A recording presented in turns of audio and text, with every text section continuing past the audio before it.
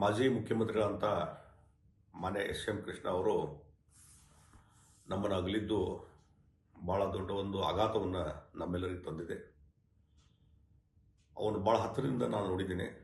S M Krishna ಅವರು ಮುಖ್ಯಮಂತ್ರಿಯಾಗಿ ಕೆಲಸ ಮಾಡುವಂಥ ಸಂದರ್ಭದಲ್ಲಿ ನಾನು ಪ್ರತಿಪಕ್ಷದ ನಾಯಕನಾಗಿ ಕೆಲಸ ಮಾಡ್ತಾಯಿದ್ದೆ.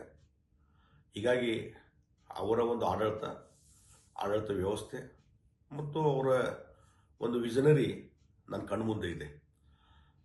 ಸಾಕಷ್ಟು ವಿಚಾರಗಳಲ್ಲಿ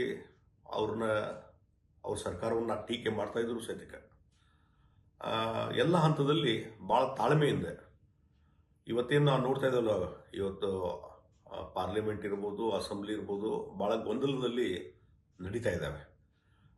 ಸರಿಯಾಗಿ ಡಿಬೇಟುಗಳು ಆಗ್ತಾ ಇಲ್ಲ, ಚರ್ಚೆಗಳು ಅವಕಾಶ ಇಲ್ಲ. ಆದರೆ ಆ ಸಂದರ್ಭದಲ್ಲಿ ಅವರು ಮುಖ್ಯಮಂತ್ರಿ ಇದ್ದಂಥ ಸಂದರ್ಭದಲ್ಲಿ ನಾನು ಪ್ರತಿಪಕ್ಷ ನಾಯಕನಿದ್ದಾಗ ಸಾಕಷ್ಟು ಹೋರಾಟ ನಾವೆಲ್ಲ ಮಾಡಿದಾಗೂ ಸಹಿತ ಯಾವುದೇ ವಿಚಾರಗಳನ್ನು ಡಿಬೇಟ್ ಮಾಡಲಿಕ್ಕೆ ಅವಕಾಶ ಕೊಡ್ತಿದ್ರು.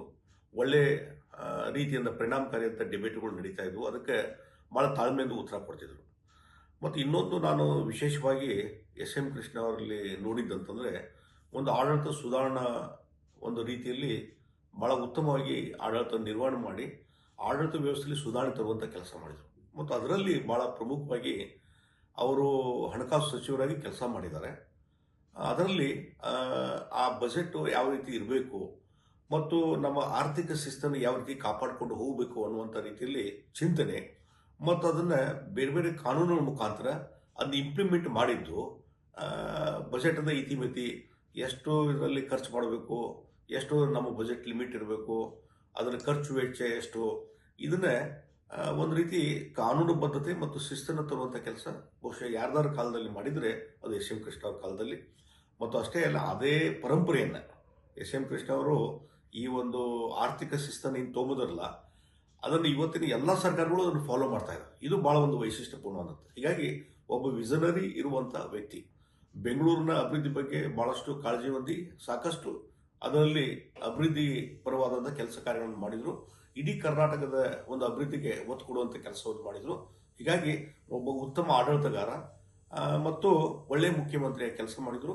ಒಬ್ಬ ಮೌಲ್ಯಯುತವಾದಂಥ ರಾಜಕಾರಣಿಯಾಗಿ, ಒಂದು ಶಿಸ್ತುಬದ್ಧವಾದ ರಾಜಕಾರಣಿಯಾಗಿ ಬೆಳವಣಿಗೆ ತಗೊಂಡ್ಬಂದರು ಮತ್ತು ಎಲ್ಲರಿಗೂ ಒಂದು ರೀತಿ ಮಾರ್ಗದರ್ಶನ ಮಾಡುವಂಥ ಕೆಲಸವನ್ನು ಎಸ್ ಎಂ ಕೃಷ್ಣ ಅವರು ಮಾಡಿದರು ಅನ್ನುವಂಥ ಮಾತನ್ನು ಹೇಳ್ತೀನಿ. ಹೀಗಾಗಿ ಅವರ ಅಗಲಿಕೆ ರಾಜಕೀಯ ರಂಗಕ್ಕೆ ಒಂದು ದೊಡ್ಡ ನಷ್ಟ ಅನ್ನುವಂಥ ಮಾತನ್ನು ಈ ಸಂದರ್ಭದಲ್ಲಿ ಹೇಳ್ತೀನಿ. ಮಾನ್ಯ ಎಸ್ ಎಂ ಕೃಷ್ಣ ಅವರ ಇವತ್ತು ಅಗಲಿಕೆಯ ದುಃಖವನ್ನು ಭರಿಸುವಂಥ ಇವತ್ತು ಶಕ್ತಿ ಆ ಕುಟುಂಬಕ್ಕೆ ಸಿಗಲಿ ಅಂತೇಳಿ ದೇವರಲ್ಲಿ ನಾನು ಪ್ರಾರ್ಥನೆ ಮಾಡ್ತೀನಿ. ಮತ್ತು ಎಸ್ ಎಂ ಕೃಷ್ಣ ಅವರ ಆತ್ಮಕ್ಕೆ ಶಾಂತಿಯನ್ನು ನಾನು ಕೊಡ್ತಾ ಇದ್ದೀನಿ. ಗ್ಯಾರಂಟಿ ನ್ಯೂಸ್, ಸುದ್ದಿ ಖಚಿತ, ನ್ಯಾಯ ನಿಶ್ಚಿತ.